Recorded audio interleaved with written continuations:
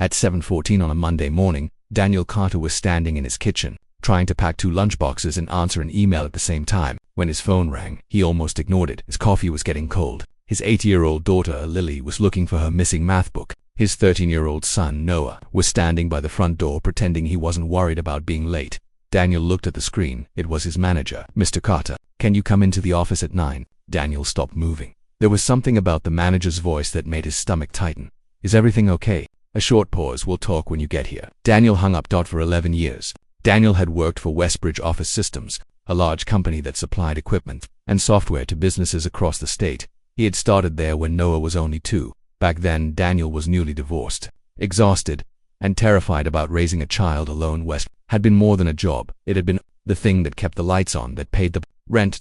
It paid for Noah's school shoes. It helped Daniel buy Lily's asthma medicine when she was born 6 years later. Over the years, Daniel had worked his way from warehouse assistant to regional operations supervisor. He knew the customers. He knew the suppliers. He knew which trucks were usually late and which accounts were likely to complain. Most importantly, he knew the people. Daniel had spent years solving problems that never appeared on his official job description. But that morning, none of that seemed to matter. At 8:57, Daniel walked into the company's glass office building. His manager, Richard, was waiting inside a small conference room. The door closed behind Daniel. Richard looked uncomfortable. "We're restructuring," he said. Daniel stared at him. "What does that mean?" Richard took a breath. "Your position has been eliminated." Daniel didn't speak. "We're giving you a severance package," Richard continued, "and your health coverage will continue for a short period."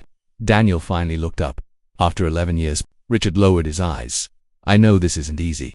Daniel almost laughed, not because anything was funny, because he didn't know what else to do. "Richard," he said quietly, "I have 2 kids. I understand." "No, I don't think you do." Daniel stood. "My rent is due in 12 days. My son's school payment is due next month. My daughter needs medication. I can't just go home and tell them their dad doesn't have a job anymore." Richard had no answer. Daniel took the envelope. He shook Richard's hand, then he walked out. He didn't cry in the parking lot. He didn't shout. He didn't call anyone. Who just sat behind the steering wheel for almost 20 minutes, staring through the windshield. Finally, his phone buzzed. A message from Lily. "Dad, can we have pancakes tonight?" Daniel closed his eyes. He typed back, "Of course." That evening, he made pancakes. He smiled. He listened to Noah complain about homework. He listened to Lily explain why I thought their neighbor's dog was secretly a superhero. He laughed when they laughed. But after the children went to bed, Daniel sat alone at the kitchen table.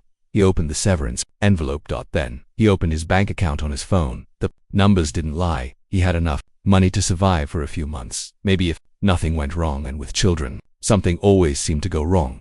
Daniel rubbed his face. Then he whispered to himself, "Okay, we start again." He didn't know it yet, but losing that job was going to change more than his life. It was going to change Westbridge too.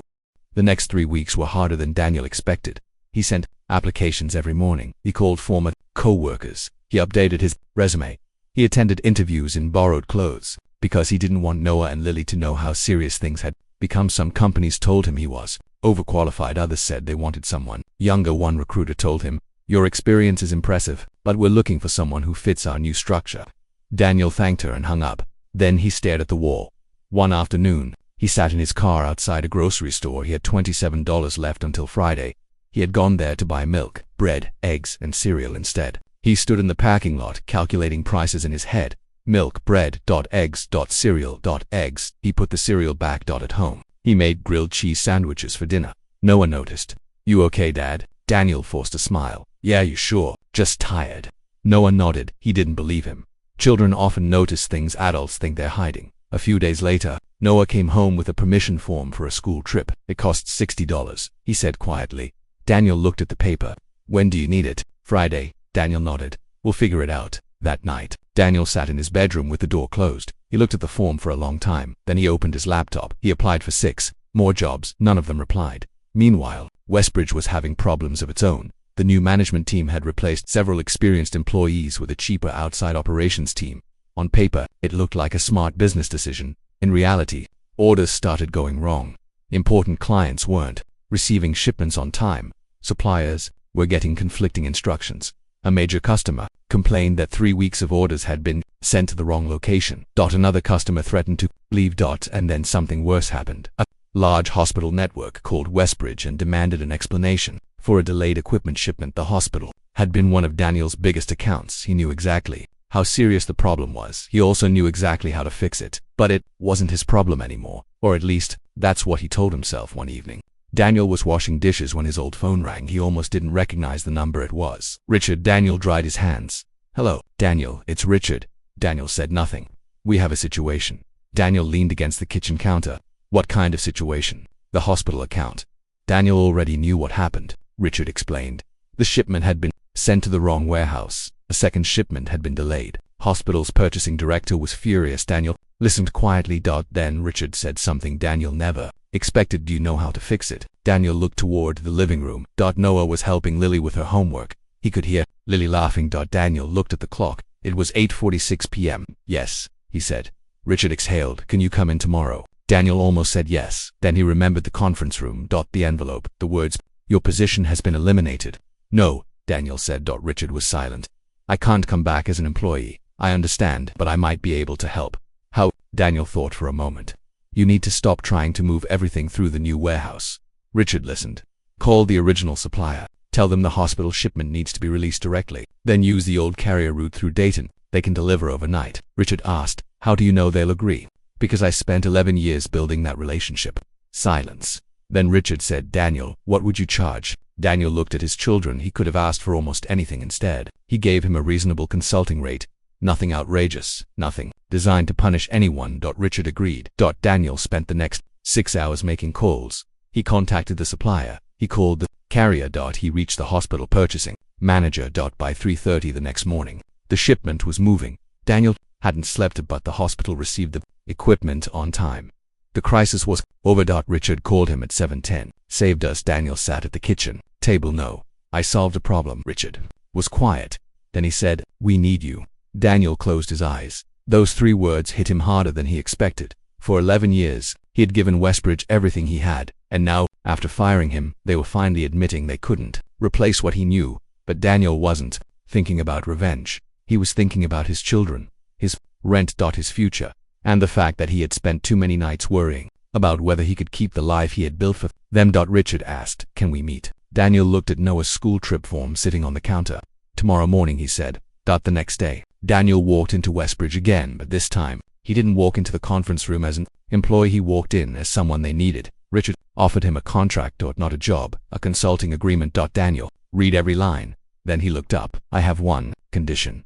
Richard nodded. What is it? I work remotely most days. I have children. Richard agreed. Daniel signed. But there was one more thing before leaving. He stopped at the doorway. Richard, yes, that's if you replace experienced people again just because they're more expensive. Remember what happened here? Richard didn't answer. Daniel walked out that evening. He came home carrying groceries. Noah looked surprised.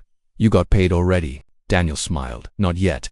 Then why did you buy all this? Daniel placed the bags on the counter. Because tonight we're having pancakes. Lily ran into the kitchen with chocolate chips. Daniel laughed, obviously.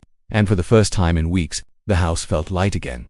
But the story wasn't over. Westbridge had hired a cheaper management system based on the idea that Daniel's knowledge could be replaced. Now the company had a choice: keep cutting experiencedpeople.org admit they had made a mistake. They chose the second option. And that decision would change the company. Over the next 6 months, Daniel's consulting work grew. Westbridge wasn't his only client anymore. 2 former customers contacted him. That another didn't just want his technical knowledge, they wanted someone who understood how businesses actually worked. Daniel never became rich overnight. There was no sudden mansion, no expensive car. No dramatic revenge. Instead, his life slowly became stable. He paid the bills, he rebuilt his savings, he paid for Noah's school trip, he kept Lily's medicine stocked, and most importantly, he was home. He attended parent-teacher meetings, he watched Noah's soccer games, he helped Lily practice spelling words at the kitchen table. Sometimes, work still got difficult. Sometimes Daniel worked late after the children went to bed, but now, he had control over his time. One evening, almost a year after he had been fired, Daniel received another call from Richard. Daniel, I wanted to tell you something. Okay, what? Changed its operations structure. Daniel waited. We're bringing experienced managers back. Daniel smiled. Slightly good, Richard continued. And we're changing the way we handle layoffs. Daniel leaned back in his chair. What happened? Richard sighed. We realized something. What? People aren't numbers. Daniel looked through the doorway. Noah was helping Lily build a model airplane. He smiled. That's something I tried to tell you, I know. There was a pause. Then Richard said, you were right. Daniel didn't need to hear anything else. After the call ended, he sat quietly for a moment. He thought about the man who had sat in that same kitchen almost a year earlier, staring at his bank balance and wondering how he was going to protect his children. Man had been scared, but he had kept moving. He had learned something important. Losing a job didn't mean losing your worth. Sometimes the door that closes is not the end of your story. Sometimes it forces you to build a door of your own. Later that night, Lily climbed onto the couch beside him. Dad, yeah, are you happy? Daniel looked at her. Then he looked at Noah. He thought about all the nights he had worried. All the cheap dinners. All the rejected applications. All the moments when he had smiled for his children. Even when he was terrified, he put his arm around Lily. He said, I'm really happy. Lily smiled. Good. Then she leaned against him and fell asleep. Daniel looked at his son. Noah smiled. You did good, Dad. Daniel swallowed hard. Thanks, buddy. And that was the moment Daniel finally understood what the past year had really taught him. He hadn't won because West suffered. He hadn't won because they needed him. He had won because he had refused to let one painful decision define the rest of his life. The company recovered. Daniel recovered too, but they recovered in very different ways. Westbridge learned that experience has value. Daniel learned that his value was never limited to one company. And his children learned something they would remember long after they grew up. Sometimes life takes away the thing you thought you needed most, and sometimes, after the fear passes, you discover that you are capable of building something better.